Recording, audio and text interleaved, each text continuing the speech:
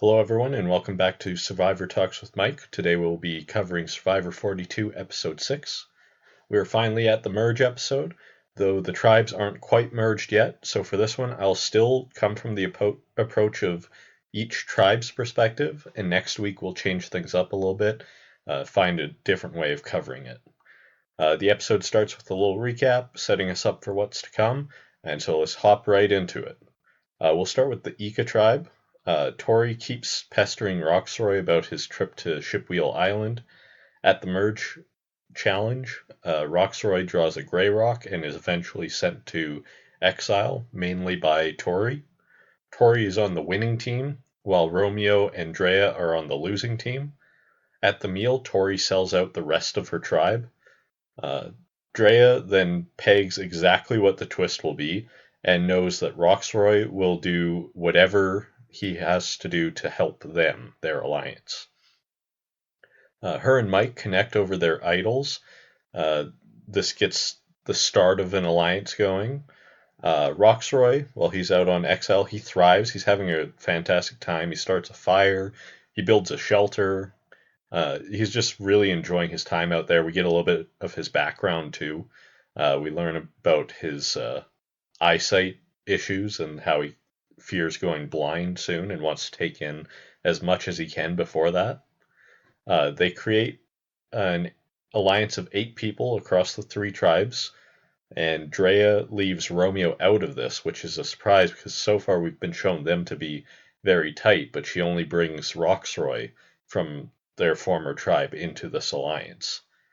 Once they get to the immunity challenge, Roxroy returns and reveals that he smashed the hourglass. If anyone was not going to smash the hourglass, it was Roxroy, and I think this just goes to show that it really isn't much of a choice. If you have to choose between your own safety or not being safe, you're going to do the thing that makes you safe, which in this case was smashing the hourglass. Uh, Tori gets upset about this, and at this point she would have been the target, but she goes on to win immunity. Uh, Back at camp, Romeo is really happy to have another member of the LGBTQ plus community around in High. He feels he can truly be himself around High, which is nice for him.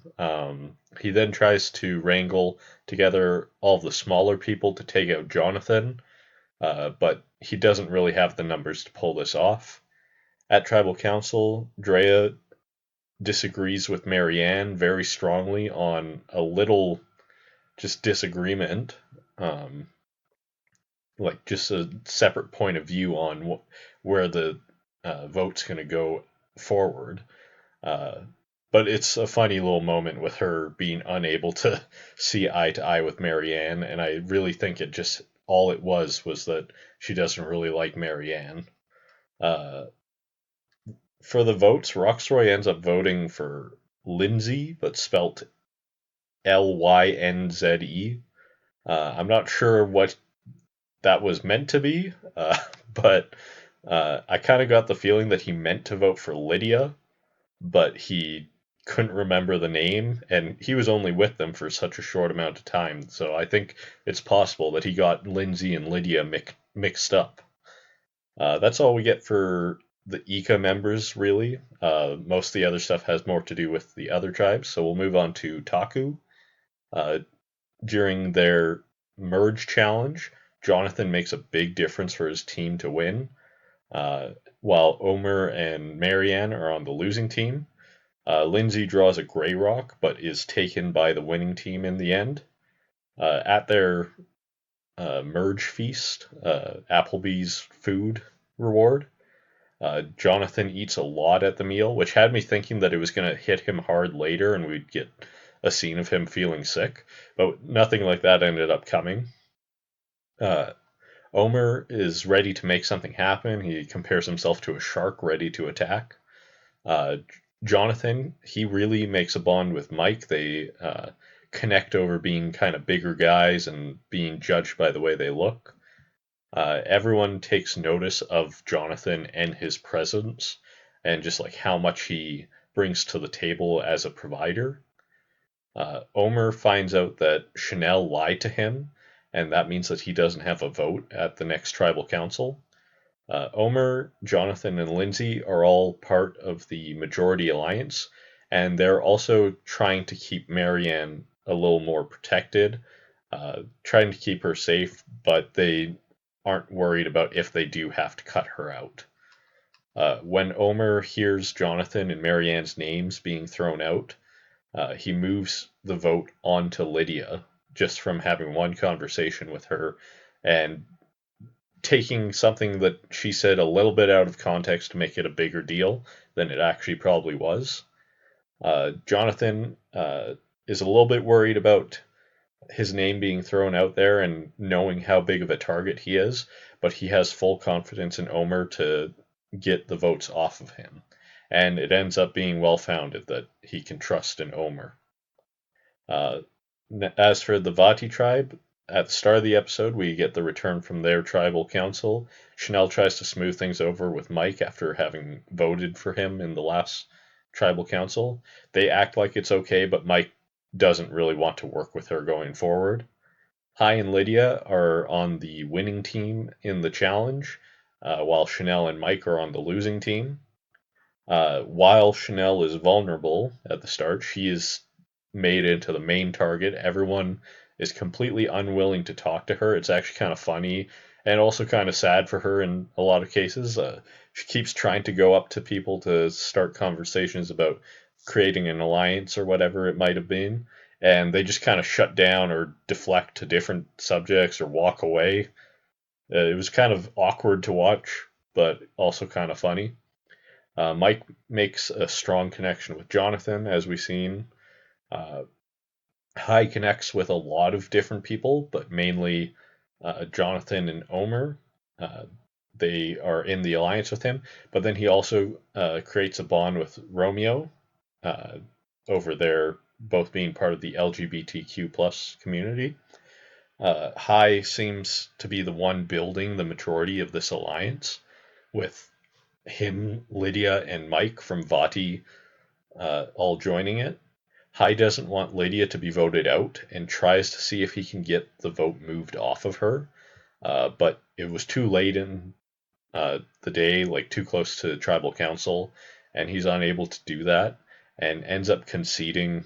And surprisingly, both him and Mike end up voting for Lydia. So, my thoughts on Lydia: we didn't get too much from her on the show. Most of her story was just in support of Hai. She has, however, been hilarious on Twitter outside of the game. Her popularity online, I could see being a strong enough pull to bring her back at some point. And I think the only reason we didn't really get much of her on TV is that she is very young, Gen Z, and very much embraces that uh, identity. And with most Survivors viewers being a little bit older, maybe the editors felt that they wouldn't be able to connect with her, so just didn't put her in that much. But I could absolutely see if they do like another second chance type season where people are voted in, she would get voted in. So for my review of this episode, I think it was fantastic. We got to see so much like awesome relationship building with the full group now together, and people trying to move the vote through their social bonds, and nothing too much about twist, except for the one elephant in the room, which is the hourglass twist being brought back. I do think they did it a little bit better this time since they were given more information and given the chance to switch out with the person going to exile. But they still told one group that they were safe and earned their spot in the merge, only to take that away from them, which to me is just not cool. At least it was all done in one episode this season instead of spread across 2 weeks, and we didn't have that week of knowing exactly what was going to happen and the last episode not mattering whatsoever. I went back and forth on the score for this one.